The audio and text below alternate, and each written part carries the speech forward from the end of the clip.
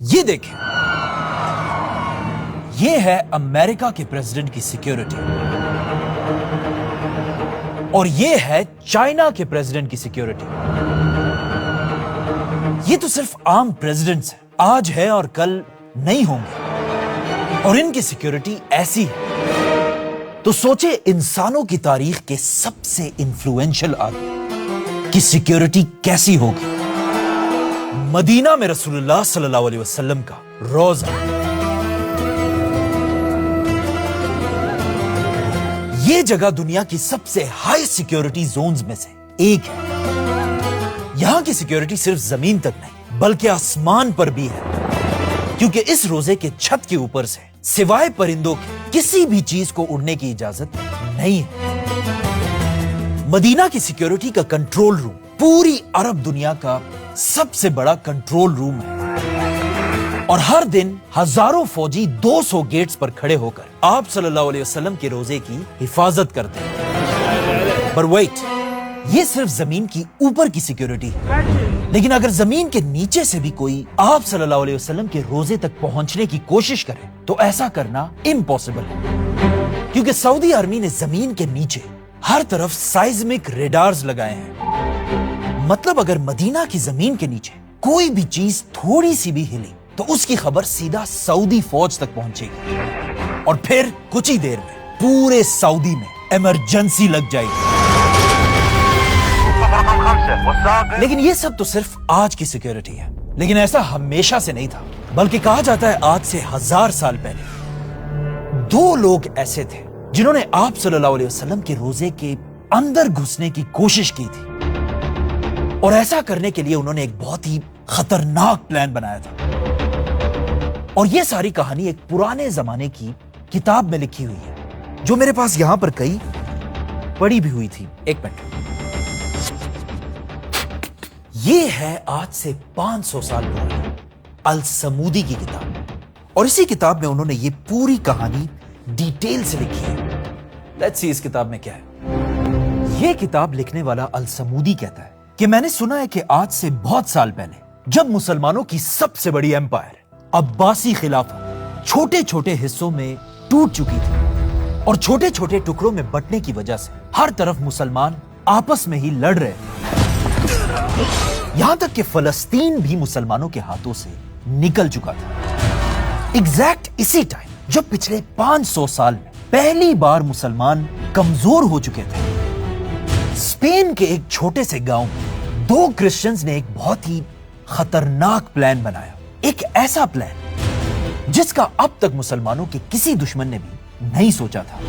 مدینہ میں آپ صلی اللہ علیہ وسلم کے روزے کے اندر گھس کے آپ صلی اللہ علیہ وسلم کے جسم مبارک کو اپنے ساتھ لے جائے، لیکن ایسا کرنا کوئی آسان کام نہیں تھا، اسی لیے سب سے پہلے ان دونوں نے اپنا بھیس بالکل بدل دیا، مسلمانوں کی طرح داڑھی رکھی اور مسلمانوں کی طرح کپڑے پہن کر یہ دونوں مدینہ کی طرف روانہ ہوئے۔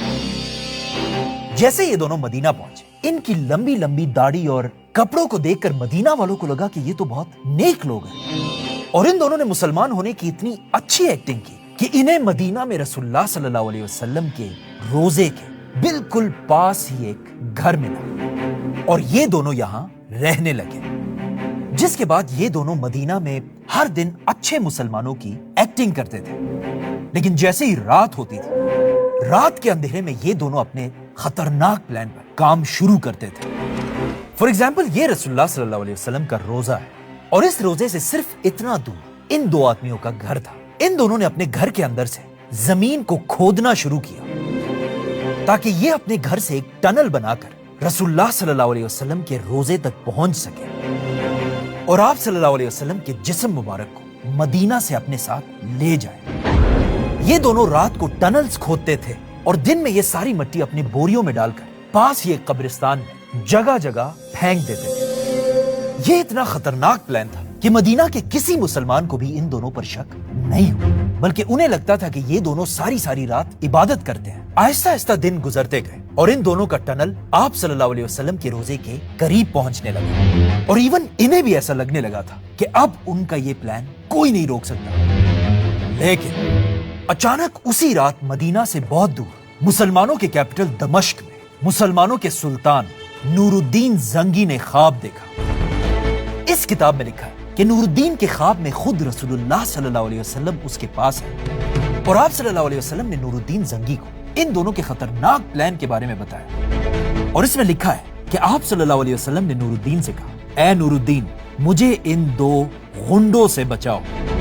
نور الدین یہ دیکھ کر بہت حیران ہوا اور اچانک نیند سے اٹھ گیا، لیکن اسے لگا یہ بس ایک خواب ہے اور وہ اسے بس اگنور کر کے سو گیا۔ لیکن سوتے ہی اسی رات نور الدین نے یہی خواب دوبارہ دیکھا، بلکہ آپ صلی اللہ علیہ وسلم نے نور الدین کو ان دو آدمیوں کے چہرے بھی دکھائے۔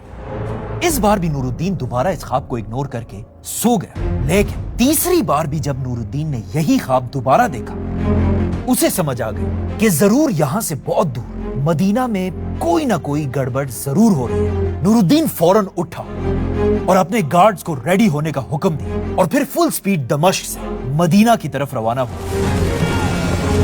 جیسے ہی نور الدین مدینہ پہنچا، وہاں سب بادشاہ نور الدین کو دیکھنے کے لیے جمع ہوئے اور نور الدین نے اعلان کیا کہ میری طرف سے پورے مدینہ کے لیے کھانے کی ایک بہت بڑی دعوت ہے، آج رات کھانے کا انتظام کیا جائے۔ اور نور الدین نے حکم دی کہ اس دعوت میں مدینہ کے ہر آدمی کا آنا لازمی ہے، جس کے بعد مدینہ میں ایک بہت بڑا دسترخوان بچھایا گیا اور مدینہ کا ہر آدمی یہاں کھانا کھانے آیا۔ جب مدینہ کے سارے لوگ جمع ہوئے، نور الدین ایک ایک کو گفٹس دینے لگا اور غور سے ہر ایک کے چہرے کو دیکھنے لگا، لیکن بہت ڈھونڈنے کے بعد بھی نور الدین کو وہ دو لوگ نظر نہیں آئے جنہیں نور الدین نے اپنے خواب میں دیکھا تھا۔ اور آخر جب سب کھانا کھا کر چلے گئے، نور الدین نے ان سے پوچھا کہ کیا اس دعوت میں مدینہ کا ہر آدمی آیا تھا؟ لوگوں نے کہا ہاں، سب آئے تھے سوائے دو لوگوں کے، کیونکہ وہ دو لوگ ہر ٹائم عبادت میں بزی ہوتے ہیں اور اسپیشلی رات کو تو یہ دو کچھ زیادہ ہی عبادت کرتے ہیں اور ہر وقت اپنے گھر میں ہی رہتے ہیں۔ یہ سنتے ہی نور الدین کو سمجھ آ گئی اور وہ سیدھا مدینہ میں ان دونوں کے گھر پہنچا، اور جیسے ہی نور الدین نے انہیں دیکھا، نور الدین حیران رہ گیا، کیونکہ یہ وہی دو لوگ تھے جنہیں نور الدین نے اپنے خواب میں دیکھا تھا۔ نور الدین فوراً ان دونوں کے گھر کے اندر پہنچا اور اس گھر کے اندر ہر ایک چیز کو چیک کرنے لگا، اور آخر جب اس نے زمین سے ایک کارپٹ اٹھایا، یہاں اسے اس گھر کے اندر وہ ٹنل ملا۔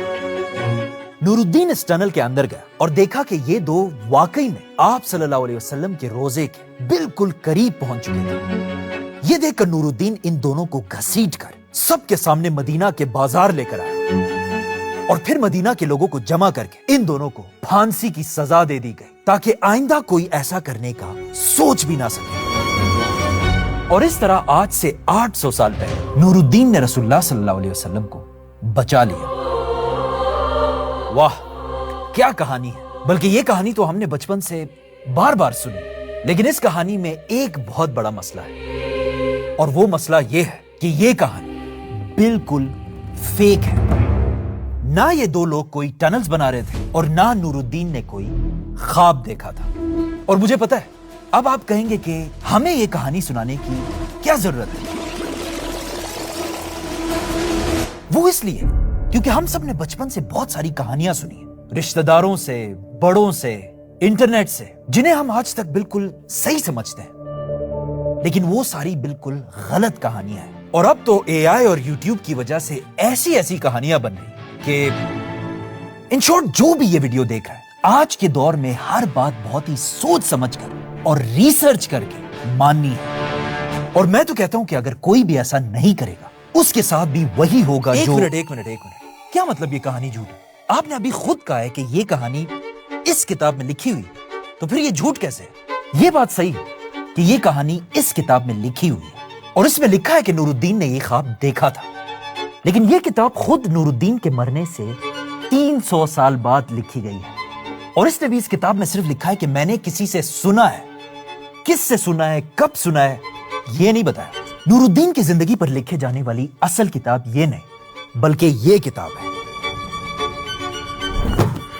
امام ابن اسیر کی کتاب، جس کے 10 والیومز ہیں، اور یہ کتاب نور الدین کے مرنے کے صرف کچھ ہی سال بعد لکھی گئی، اور اس میں نور الدین کی زندگی کی ہر چھوٹی سے چھوٹی بات لکھی ہے۔ وہ کیسے اٹھتا تھا، کیسے بیٹھتا تھا، نور الدین دکھتا کیسے تھا، بلکہ اس میں یہاں تک لکھا ہے کہ نور الدین کے پاس کبوتر کتنے تھے، لیکن اس پوری کتاب میں یہ ٹنل والی کہانی کہیں پر بھی نہیں لکھی۔ اگر یہ کہانی سچ ہوتی تو یہ بندہ نہ لکھتا۔ اچھا چلو یہ تو ٹھیک ہے، لیکن کیا آپ یہ کہہ رہے ہیں کہ رسول اللہ صلی اللہ علیہ وسلم کسی کے خواب میں آ کر مدد نہیں کر سکتے؟ کیوں نہیں آ سکتے؟ آ سکتے، لیکن اپنی مدد کے لیے نہیں، بلکہ اس بندے کی مدد کے لیے۔ آپ صلی اللہ علیہ وسلم کو نور الدین یا میرے یا آپ کے مدد کی کوئی ضرورت نہیں ہے، کیونکہ قرآن میں اللہ نے خود کہا ہے کہ رسول اللہ کی حفاظت میں خود کروں گا۔ اور خود سوچو، آپ صلی اللہ علیہ وسلم نے اپنی زندگی میں کتنی جنگیں لڑی، لیکن ایک بھی جنگ میں ان کا کوئی بھی دشمن انہیں زیادہ نقصان نہیں پہنچا پایا۔ مطلب آپ صلی اللہ علیہ وسلم جب دنیا میں تھے تب بھی اور دنیا سے جانے کے بعد بھی اللہ کے سوا کسی کی بھی ضرورت نہیں ہے۔ لیکن یار ایسے کیسے ہو سکتا ہے کہ یہ کہانی جھوٹ ہے؟ میں نے تو بڑے بڑے اسکالرز سے یہ کہانی اپنے کانوں سے سنی ہے۔ وہ دو یہودی جو حضور کے جسد اطہر کو نکالنے کے لیے آئے تھے، اس کا جواب تو صرف یہی ہو سکتا ہے کہ وہ بھی صرف انسان ہی تھے، اور کسی بھی انسان سے غلطی ہو سکتی ہے۔ اور کیا پتا اگر آج یہ اسکالرز دنیا میں ہوتے تو وہ اس کہانی کے خلاف ان پروفز کو دیکھ کر اس کہانی کو بھی باقی کہانیوں کی طرح چھوڑ دیتے۔